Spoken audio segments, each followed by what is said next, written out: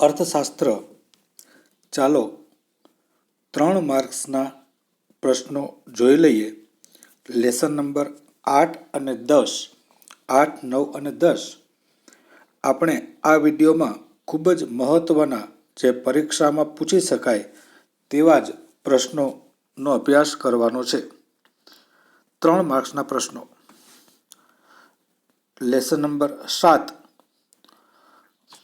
1921ના વર્ષને મહાવિભાજક વર્ષ તરીકે શા માટે ઓળખવામાં આવે છે?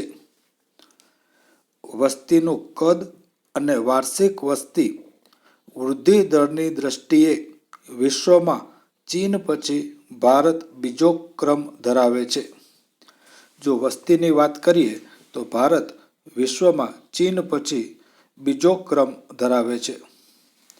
20મી સદીના આરંભથી 2001માં થયેલી ગણતરીની માહિતી તપાસીએ તો 1921ના વર્ષને બાદ કરતાં 20મી સદી દરમિયાન ભારતમાં સતત વસ્તી વધતી રહી છે.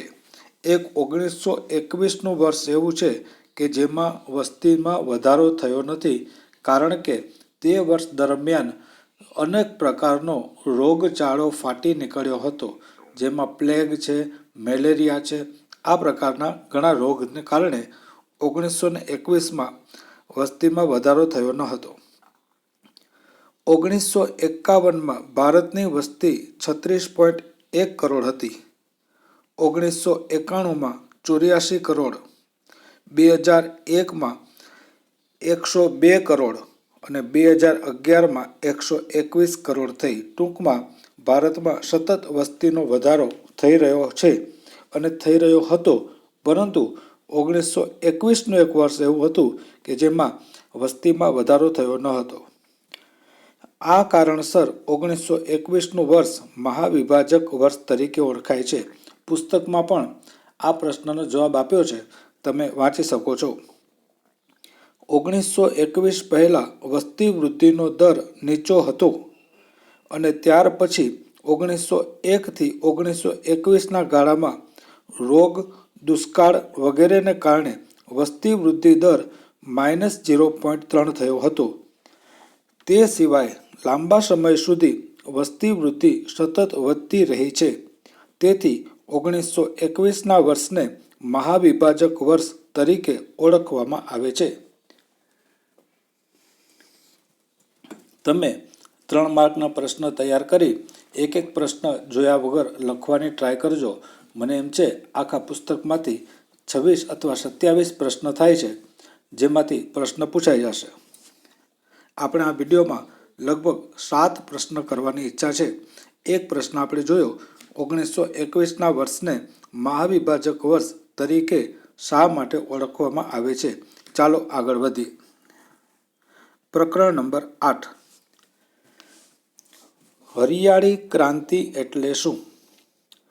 ટેકનોલોજી અને સંસ્થાકીય પરિબળોને કારણે આધારે ખેત ઉત્પાદન વધારવા 1960-61માં સઘન ખેતીનો કાર્યક્રમ દેશના માત્ર 7 જિલ્લાઓમાં પાયલોટ પ્રોજેક્ટ સ્વરૂપે શરૂ કરવામાં આવ્યો.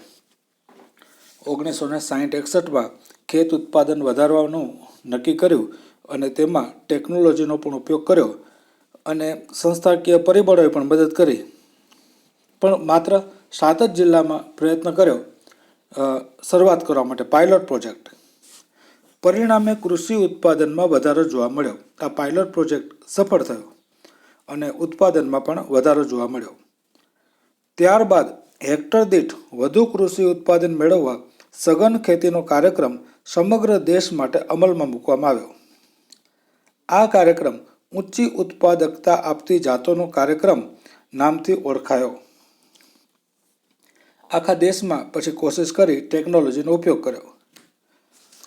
હેક્ટર દીઠ વધારે ઉત્પાદન આપી શકે તેવા સુધારેલા બિયારણનો ઉપયોગ કરવામાં આવ્યો. પૂરતા પ્રમાણમાં રાસાયણિક ખાતરો વાપર્યા. જંતુનાશક દવાઓનો ઉપયોગ કર્યો. યોગ્ય સમયે પાણી પૂરું પાડ્યું. આના પરિણામે કૃષિ ઉત્પાદનમાં ઊંચી ઉત્પાદકતા પ્રાપ્ત થાય તો તેને હરિયાળી ક્રાંતિ કહે છે. પરીક્ષામાં પૂછે કે હરિયાળી ક્રાંતિ એટલે શું? તો હરિયાળી ક્રાંતિ એટલે હેક્ટર દીઠ વધારે ઉત્પાદન થાય, સુધારેલા બિયારણોનો ઉપયોગ થાય, પૂરતા પ્રમાણમાં રાસાયણિક ખાતર, જંતુનાશક યોગ્ય સમયે પાણી પૂરું પાડવામાં આવે તો ઊંચી ઉત્પાદન થાય તેને હરિયાળી ક્રાંતિ કહે છે. હરિયાળી ક્રાંતિના બીજા નામ પણ છે જે પરીક્ષામાં પૂછાય છે. આધુનિક ખેત ટેકનોલોજીનો કાર્યક્રમ અથવા બિયારણ, ખાતર અને પાણીની ટેકનોલોજીનો કાર્યક્રમ તરીકે પણ ઓળખવામાં આવે છે. આમ હરિયાળી ક્રાંતિના ઘટકો નીચે મુજબ તારવી શકાય: સુધારેલા બિયારણો, રાસાયણિક ખાતર, જંતુનાશક દવાઓ, સિંચાઈ, યાંત્રિકીકરણ વગેરે. તો આપણે સુધારેલા બિયારણોની વાત કરીએ. સુધારેલા બિયારણોની સફળતા માટે પાણી, ખાતર, જંતુનાશક દવા વગેરે કૃષિ નિક્ષેપો જરૂરી છે. રાસાયણિક ખાતરની વાત કરીએ તો નાઇટ્રોજન, પોટેશિયમ અને ફોસ્ફરસના મૂળ તત્વો ધરાવતું રાસાયણિક ખાતર ઉત્પાદકતા વધારે છે. જંતુનાશક દવાની વાત કરીએ તો જંતુનાશક દવાઓ કૃષિ ઉત્પાદનના બગાડને અટકાવી પાક સંરક્ષણ કરી કૃષિ ઉત્પાદકતા વધારે છે. સિંચાઈની વાત કરીએ તો સિંચાઈ પાકને નિષ્ફળ થતો અટકાવે છે તેમજ પાકની પદ્ધતિ અને પાક ઘનિષ્ઠતામાં પરિવર્તન લાવે છે. યાંત્રિકીકરણ ટ્રેક્ટર, થ્રેશર જેવા ખેતી ક્ષેત્રે વપરાતા યંત્રો કૃષિ પ્રક્રિયામાં ઝડપ લાવે છે. એક પ્રશ્ન વધારે જોઈએ. આપણે અત્યારે 2 પ્રશ્ન કર્યા અને આ વખતે વિકલ્પો હવે 20 માર્કના પૂછાશે અને 1 માર્કના પ્રશ્નો 10 માર્કના પૂછાશે. તો થોડું એના પર ધ્યાન આપજો. 2 માર્કના પ્રશ્નો આપણે ઘણા કર્યા છે તેનું એક લિસ્ટ બનાવી લેજો. શક્ય હોય તો હવે સિસ્ટમેટિક કામ કરજો. ટાઈમ ટેબલ બનાવવું,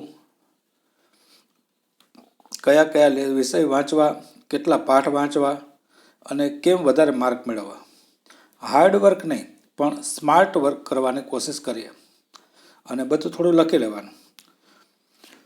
એક પ્રશ્ન વધારે જોઈએ.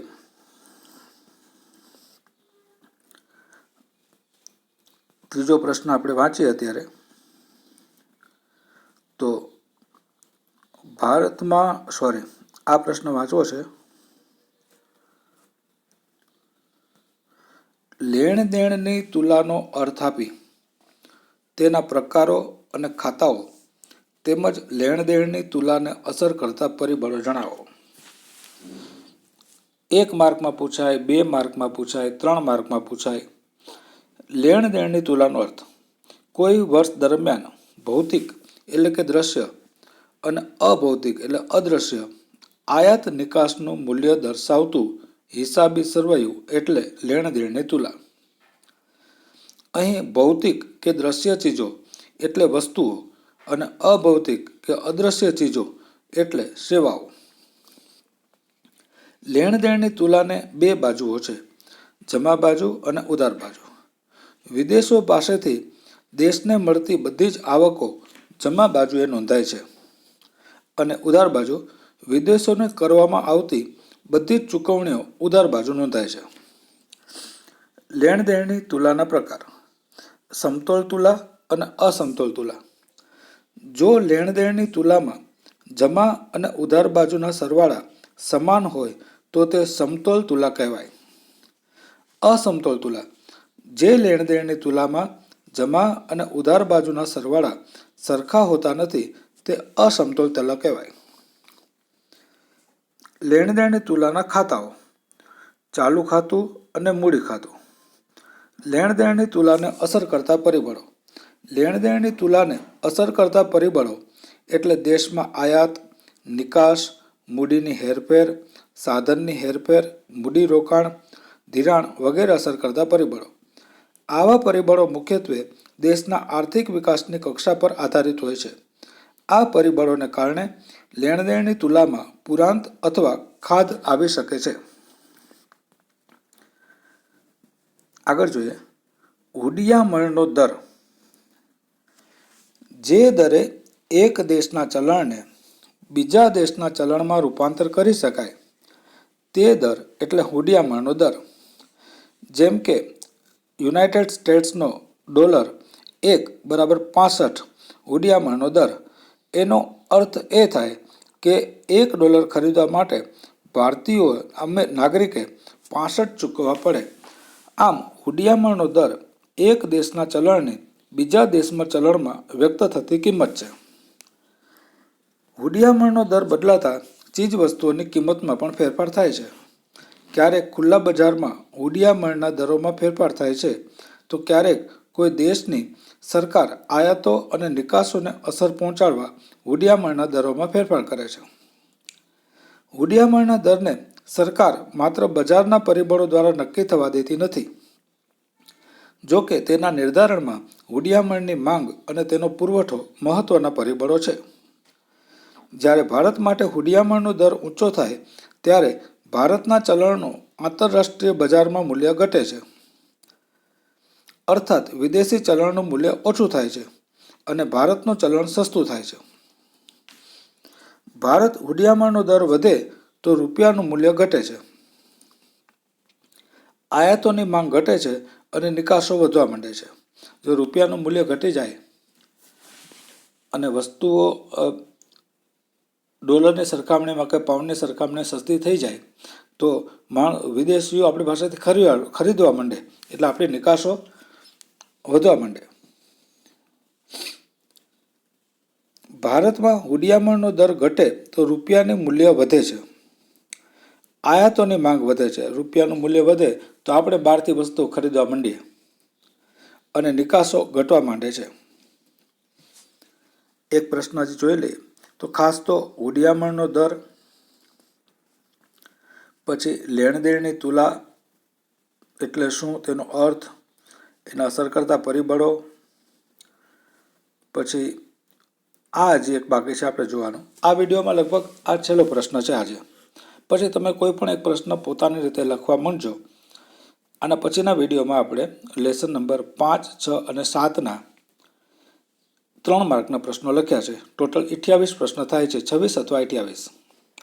વિદેશ વેપાર માટેના કોઈ પણ 3 કારણો સમજાવો. શું કામ માણસ વિદેશ વેપાર કરે છે?